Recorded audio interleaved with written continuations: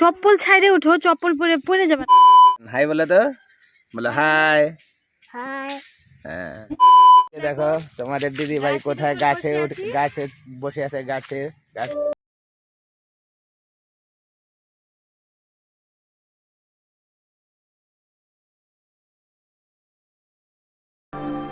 Hey guys, কেমন আছো সবাই তোমরা? আশা করি সবাই ভালো আছো, আমিও ভালো আছি। তো এটা হচ্ছে আমাদের পেয়ারা বাগান। সকালবেলা গুড মর্নিং, সকালবেলা এসে তোমাদের সাথে পেয়ারা বাগান শেয়ার করছি। আমাদের পেয়ারা বাগান, পেয়ারা দু একটা হবে, সব বিক্রি হয়ে গেছে। এই যে দেখাচ্ছি, এই যে দেখো। আর এই যে এটা হচ্ছে আমাদের নান্নি মুন্নি, এটা হচ্ছে আমার ভাইয়ের ছেলে, ভাইস্তা। এটা আমার নাম হচ্ছে আয়ন। হাই বলো তো, বলো হাই। হাই। হ্যাঁ, তো আর এই যে দেখো তোমাদের দিদি ভাই কোথায় গাছে বসে আছে, গাছে উঠে, পেয়ারা গাছে। এই যে কোদাল দিয়ে কাজ করছে, এটা আমার বাবা। আর দেখতে পাচ্ছি এই যে গরু, এই যে ধান, আমাদের ধান, এই যে গরু আমাদের, এই যে গরু একটা বাড়িতে আছে, ওইটা দুধ দেয়। আর এই যে একটা গরু, আর এই যে এদিকে আরেকটা গরু পেয়ারা বাগানে, দেখো।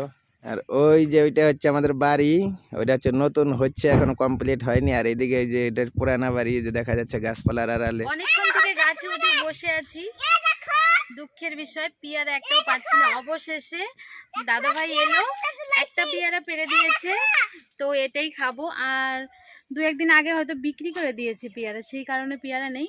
তো আবার হচ্ছে, মনে হয় মানে সপ্তাহখানি 15 দিন গেলে হয়ে যাবে না গো।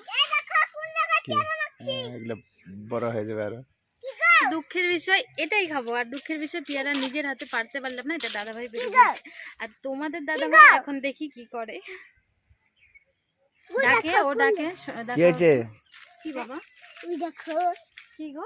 ও মা, গাছে ঝুলায় রাখছি। আর বাংলাদেশ ডাইরেক্ট লাইন নতুন খোলা হয়েছে এটা, এই যে দেখতে পাচ্ছ বন্ধুরা, বাংলাদেশের ওই দিকটা বাংলাদেশ, আর এই দিকটা হচ্ছে আমাদের হলদিবাড়ি, জলপাইগুড়ি, শিলিগুড়ি। হ্যাঁ, এদিকে এদিকে কি করিস রে? কি করিস? ওই যে দাদা দুইটা পারলো, তুমি একটাও পাও নাই। ওইখানে একটা অনেক পাকা পেয়ারা আছে। পারো? হ্যাঁ, ওই যে উঠবো গাছে দাঁড়া। চপ্পল ছাইরে উঠো, চপ্পল পরে পড়ে যাবে না, স্লিপ কাটবে। ওই যে কত দূর, এটা কি করে আনবে? ওই গাছের ডাল, আর দূর যাওয়াই যাচ্ছে না।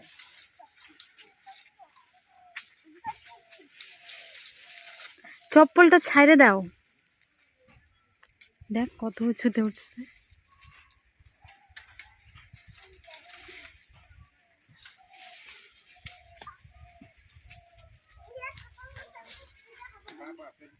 দুইটাই আর নাই? দুইটাই বড় দেখলাম, ওইদিকে আছে আরো, এটা এখানে তো দুইটাই। বাবারে,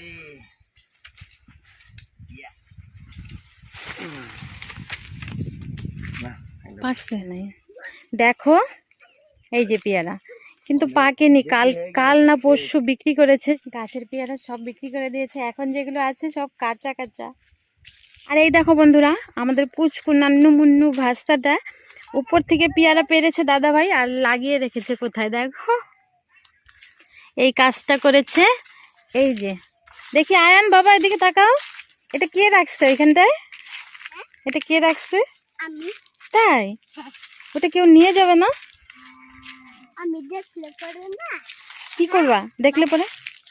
কি করবা? মারবো। তো সকাল সকাল চা, চিড়ে ভাজা, বিস্কিট এসব খেয়েছি। খেয়ে মানে সেটা তোমাদের সঙ্গে শেয়ার করিনি। আর চলে এসেছি পেয়ারা বাগানে পেয়ারা খেতে। তো অনেকক্ষণ এখানে আড্ডা মারলাম, এখন যাব ঘরে। আর রান্নাবাড়া হচ্ছে।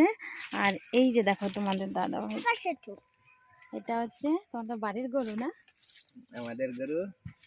কি সুন্দর না, সেটা ঝুলছে, ছেলে গরু। ছেলে গরু, কালারটা খুব সুন্দর। ওই যার কাছে দুটো একই আছে। ওইটাও ছেলে সুন্দর গরু, পুরোটা দেখো ওটা ছেলে গরু। কি খাচ্ছ কিছু করে না, তুমি ভয় পাও না?